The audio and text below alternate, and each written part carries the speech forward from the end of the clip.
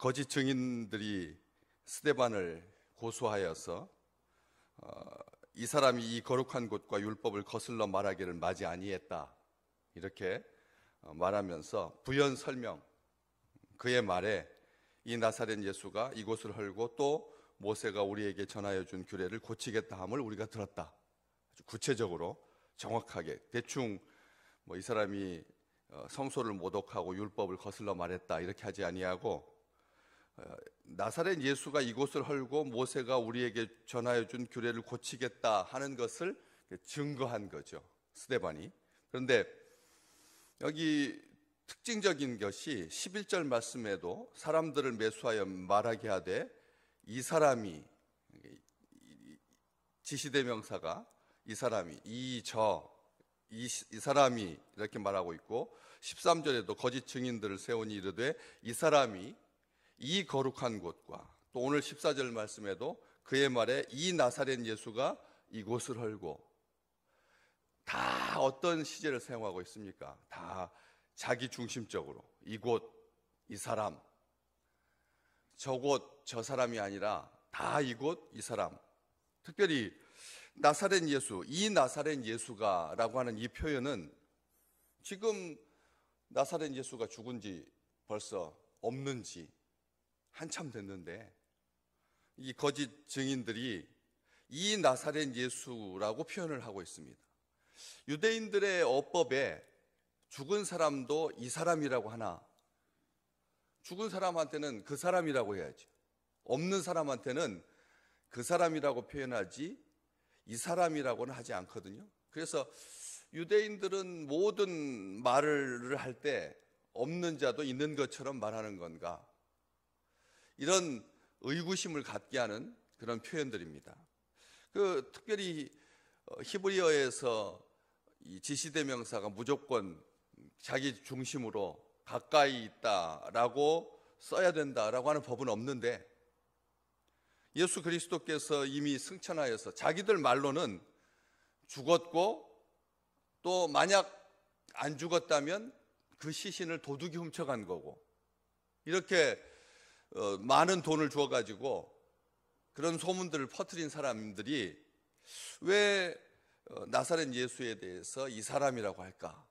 저는 말씀을 이렇게 쭉 보면서 그 속에 담겨져 있는 그들이 의도하지 못했던 악한 말로 주의 백성들을 거슬렀지만, 악평했지만, 비방했지만, 박해했지만, 하나님께서, 우리 주님께서 부활하셔서 바로 이 스데반과 함께 계시다는 것이죠. 자기들이 고소한 거짓 내용이었는데 이 나사렛이라고 말함으로 말미암아 예수님께서 지금 이 자리에 와 계신 것이죠. 아멘. 우리 나중에 스데반이 설교하죠. 스데반이 이 말씀을 전파하고 나서 55절 말씀, 7장 지금 아직 안 보셨는데 7장 55절 뒤로 넘기시면 이렇게 기록되어 있죠. 스데반이 성령이 충만하여 하늘을 우러러 주목하여 하나님의 영광과 및 예수께서 하나님 우편에 서신 것을 보았다. 스데반이 예수께서 하나님 우편에 서신 것을 보았다. 또 56절에 말하되 보라 하늘이 열리고 인자가 하나님 우편에 서신 것을 보노라. 예수님께서 하나님 우편에 계신 것을 보았다라는 것이죠. 이것은 승천해 가지고 멀리 떨어져 있는 그런 의미가 아니라 스데반이 순교 현장에 예수께서 그를 지켜보고 계셨다는 말씀이죠. 우리는 여기서 우리의 생각, 우리의 행동, 우리의 태도를 다시 한번 결정해야 합니다. 우리가 지금 주 앞에 살고 있다는 것을, 그리고 주와 함께 살고 있다라고 하는 것을. 거짓 증인들이 스데반을 걸고 모함하여서 고소했던 그 가장 중요한 원칙은 말에 있었습니다. 말. 사람들을 매수하여 말하게 했다. 종교 지도자들이. 뿐만 아니라 이 거짓 증인들이 스데반을 모함할 때도 우리가 들었다. 들었다. 오늘 본문 말씀에도 그의 말로 사람을 죽이려고 할 때 그 말의 내용이 속에 다시 한번 우리 주님께서 말 실수에 그냥 아니면 말 어법에 어투에 제한되시는 분이 아니라 항상 함께 계셨다라고 하는 것을 알 수가 있는 것이죠. 이 거슬러 말하기를 맞이 아니했다. 계속해서 스데반이 이 말을 했다. 이게 사람들이 다투게 되는 분열의 가장 큰 원인이라고 말씀드렸습니다. 항상 너는 그 모양이야 라고 하는 이 말이 항상 전쟁을 일으킵니다. 계속 그렇게 말했다. 스데반이 그런 적 없는데도 사람들은 말할 때 한 번 했거나 두 번 했는데도 불구하고 그 사람은 항상 그런 식으로 말해. 이런 식으로 규정함으로 관계가 비틀어지기 시작한다는 것이죠. 그렇지 않은데 한두 번 말했을 뿐인데도 매번 그렇게 말했다라고 기억하고 있다는 거죠. 사람들 기억하고 그렇게 정죄를 합니다. 그런데 이 말실수, 설화라고 하는, 요즘 우리 대통령 선거를 옆에서 지켜보면서도 이 말 때문에 얼마나 흔들리는 가, 말 때문에인 거죠. 말이에요. 말 때문에 그런 것입니다. 왜 그럴까요? 말은 그 사람이기 때문에 그런 거죠. 말은 그 사람이기 때문에 그런 건데, 이 말 실수, 설화, 혀에 화가 있다, 혀로 화를 입는다, 혀로 화를 만들어낸다 라고 하는 이 말 실수가 영어에서는 아주 재미있게 표현합니다. 혀가 미끄러졌다. 말 실수를 뭐라고 말하냐면 혀가 미끄러졌다라고 말합니다. 혀가 미끄러졌다. 우리는 가까이는 베를린 장벽 붕괴 후 원인 중에 가장 큰 원인으로 동독 정부의 대변인이었던 사람의 말 실수로 인하여서 통일이 됐거든. 독일이 베를린 장벽이 무너졌다라고 하는 그런 말 실수로 인하여서 진짜로 무너졌거든. 그런 것처럼 이 탈무드가 경고한 그 말을 우리는 되새길 필요가 있습니다. 남의 입에서 나오는 말보다 자기 입에서 나오는 말을 잘 들어야 된다. 남의 입에서 나오는 말보다 자기 입에서 나오는 말을 잘 들어야 되는 것이 지혜 있는 백성이고, 그리고 말 실수를 줄일 수 있는 비결이라는 것이죠. 그래서 우리는 침묵부터 먼저 배워야 된다는 겁니다. 말하는 법부터 먼저 배우는 것이 아니라 침묵하는 법부터 배워야 한다라고 하는 것을, 이게 경건이라는 것을, 이게 거룩이라고 하는 것을, 우리 주님은 말 실수가 없으셨습니다. 그래서 흠이 없으신 겁니다. 말 실수가 없으셨습니다. 우리는 주님을 따르는 백성들인데 말 실수로 인해서 이렇게 어려움을 당하게 되는 경우들을 얼마나 많이 보는지 모릅니다. 그 말 실수가 무덤에 가는 자리까지도 따라가더라고요. 말 실수가 얼마나 오래 영향을 미치는지 인생 전체를 다 말 실수가 규정하거든요.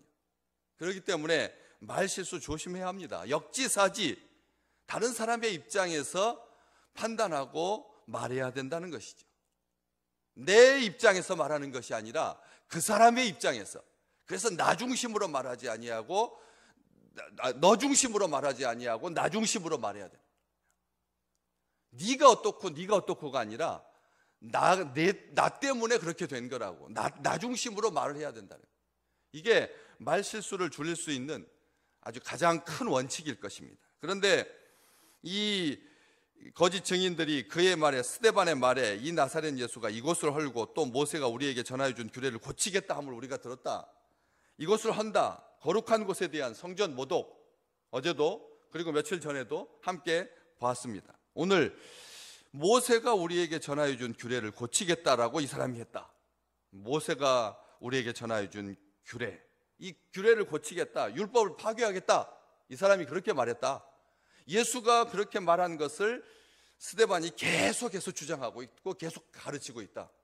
성전은 허물어버려야 되고 율법은 파괴해야 돼요. 얼마나 이 자극적인 용어입니까?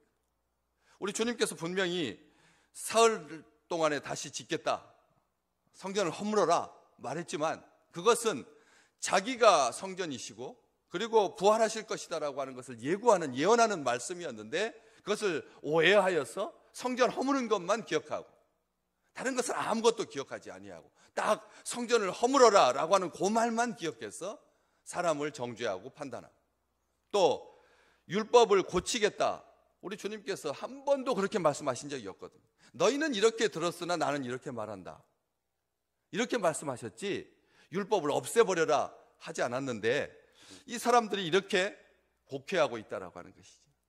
잘못 전달하고 있는 것이죠. 우리 주님께서는 율법을 완성하러 오셨는데 나는 율법을 한 번도 폐하러 온 적이 없다, 내가 할례를 받고 내가 정결 예식을 받고 그리고 내가 세례를 받은 것 다 율법을 지키고 존중하는 그런 모습으로 일관되게 사셨는데도 불구하고 율법 파괴자라고 하는 그런 비아냥과 변명을 듣고 있다라고 하는 것이죠. 나중에 사도행전 21장 21절 참 기억하기 쉽습니다. 뒤쪽으로 보시면 거기에 네가 이방에 있는 유대인을 가르치되 야고보와 장로들 앞에 돌아와서, 예루살렘에 돌아와서 바울이 모든 전도 여행의 과정들을 보고했을 때 사람들한테 들었던 그 말을 해주는 거죠. 네가 이방인들에게 이방에 있는 유대인들에게 가르칠 때 모세를 배반하고 아들들에게 할례를 행하지 말고 또 관습을 지키지 말라 하는 것을 사람들이 다 들어서 알고 있다. 그렇기 때문에 이제 이 예루살렘 본토 이 유대인들에게 네가 환심을 사고, 그리고 너는 헬라파 유대인인데 본토 출신 유대인들과 잘 적응해서 예수 그리스도를 계속 증거하려고 한다면 우리가 준비된 네 사람이 있으니까 데리고 가서 결례를 행하고 그의 머리를 깎아라. 모세가 그 말을 듣고 그대로 행하는 것을 봅니다. 다시 말하면 율법을 파괴한다라고 하는 비난을 이 바울도 들었다는 것이죠. 스데반도 마찬가지고 예수 그리스도도 율법 파괴자라고 하는 말을 들었다는 것입니다. 다시 한번 우리는 기억해야 합니다. 우리가 다른 사람들한테 가장 비춰주기 쉬운 이 개혁을 주장하고 다음 세대를 위하고 교회를 사랑한다라고 하는 그 열정을 사람들이 가장 오해하는 기존의 세력들이, 이전 세대들이 가장 우려하는 것은 뭐냐? 율법 파괴라, 교회를 파괴하는 이 두 가지로 항상 다음 세대가 교회를 사랑하고 하나님 앞에 예배드리고 그리고 성숙해 가는 것을 막는 가장 큰 장애물은 이 두 가지로 세대를 막는 것이죠. 그러니까 생각 자체를 우리가 규정하는 것입니다. 교회에 대해서 규정하고 그리고 하나님의 법에 대해서 규정하는 거죠. 그래서 다음 사람들이 아무 말도 하지 못하도록 그렇게 막기 쉽다는 것입니다. 제일 쉬운 것이 교회를 가지고 사람을 비트는 것이고 법을 가지고 사람을 미끄러뜨리는 것입니다. 그래서 넘어뜨리고 그래서 나에게 감히 도전하지 못하게 하고, 이것을 성경은 분명하게 기록하고 있다고 하는 것이죠. 율법 파괴자, 그래서 서운한 사람 네 사람에게 결례를 행해서 해명해라 이렇게 조언을 했거든요. 야고보와 장로들이 바울에게 그렇게 조언한 것입니다. 바울이 이방에 있을 때 그 동족 헬라파 유대인들에게 모세를 배반하고 아들들에게 할례를 행하지 말고 관습을 지키지 말라 하는 것을 사람들이 다 들어서 너 하면은 사람들은 그런 생각을 가지니까 할례를 지킨다, 결례를 행한다 라고 하는 것을 보여주기 위해서 그렇게 행하라. 바울은 그렇게 했습니다.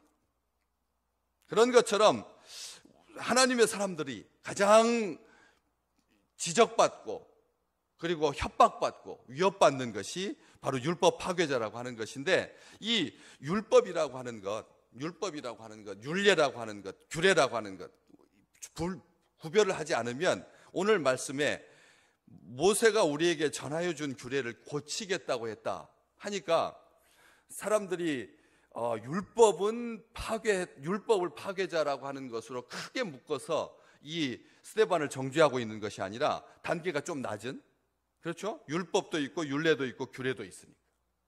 율법은 하나님께서 주신 십계명이고 율례는 그 십계명을 보충하는 것이고 규례는 그 율례에다가 심판의 내용을 더한 것이 규례라고 이해를 하시면 되겠습니다. 율법은 심판을 하지 않고 있죠. 율법은 그래도 간단합니다. 십계명이니까, 계명이니까.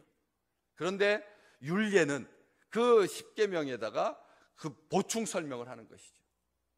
보충 설명을 해주는 보충 친절한 것이고, 그리고 규례는 그 친절한 율법 설명에 있어서 범했을 때 이런 제약들이 따른다, 이런 심판을 받게 된다라고 하는 심판이 추가되는 것인데, 예를 들어서 출애굽기 31장에 나오는 것처럼, 21장에 나오는 것처럼 이 10계명에 대한 보충, 21장에서 23장, 20장이 출애굽이고 10계명이고 21장에서 23장까지 보충이고, 그 다음에 그 규례가 심판을 추가하고 있는데 뭐라고 추가하고 있느냐면, 안식일을 지키지 않는 자는 죽여라. 우리 하나님은 뭐라고 말씀하셨습니까? 안식일을 지켜라 라고 말씀하셨는데, 추가 설명에서, 보충 설명에서 심판이 추가되고 있는 것을 보게 됩니다. 더럽히는 자, 일하는 자를 죽여라. 근본 정신은 생명을 살리는 것이 목적이었는데, 그 안식일을 지키려고 그것이 원칙이 되니까 사람을 죽이게 됐다는 것이죠. 그래서 예수님도 말씀하셨습니다. 안식일에 구덩이에 빠져 있는 자기 집 짐승을 꺼내지 아니하고 회당에 가서 예배 드리는 사람이 있겠느냐?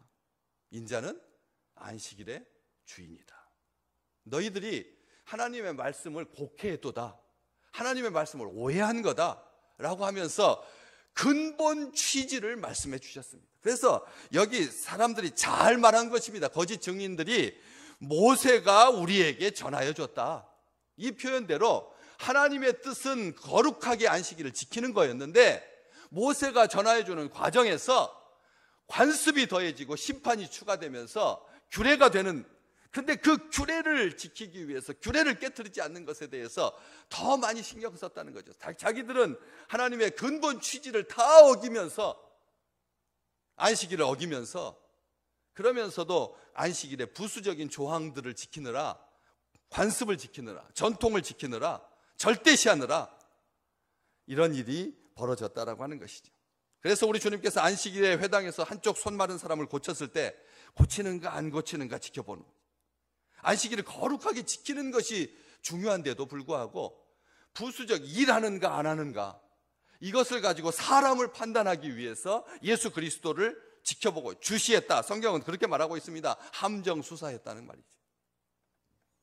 예배를 드리기 위해서 모인 자리인데, 사랑하는 성도 여러분, 우리 믿음의 식구들이 예배를 드리기 위해서 모인 자리인데, 그 사람을 이렇게 딱 둘러볼 때 자기가 만든 규례를 가지고, 자기 전통을 가지고, 자기 관습을 가지고, 자기 생각을 가지고, 자기 판단을 가지고 사람을 판단하지 마시기를 주의 이름으로 축복합니다.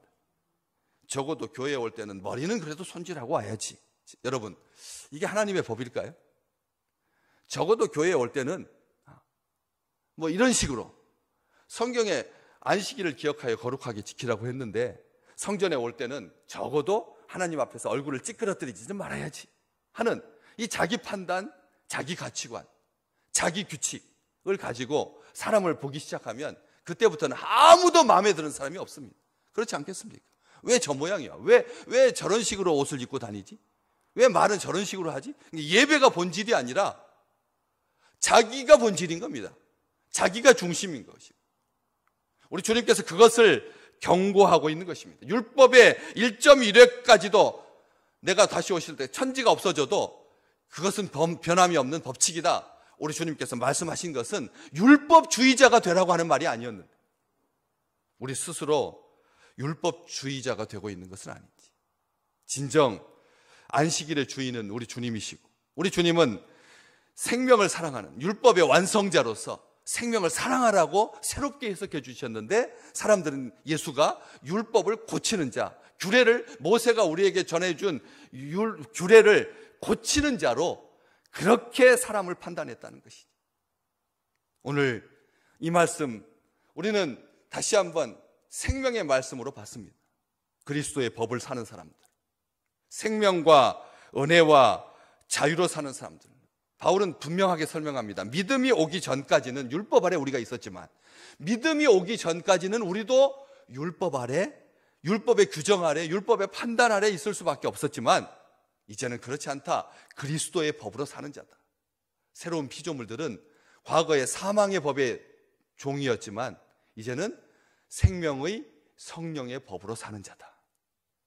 오늘 우리가 생명의 법으로 사시기를, 그리스도의 법으로 사시기를, 성령의 법으로 사시기를, 은혜와 사랑의 법으로만 사시기를 주님의 이름으로 축복합니다. 새롭게 만들어가는 규칙으로 자기를 정죄하지도 마십시오. 우리가 새해가 되었으니까 다이어트도 해야 되고 독서도 해야 되고 저축도 해야 되고 하는 그 일반적인 틀로 자기를 규정하지 아니하고 사랑하고 자유케 하시는, 우리에게 생명 주시는, 영원한 나라 주시는 우리 주님과 함께 행복한 믿음의 백성들 되시기를 주의 이름으로 축복합니다.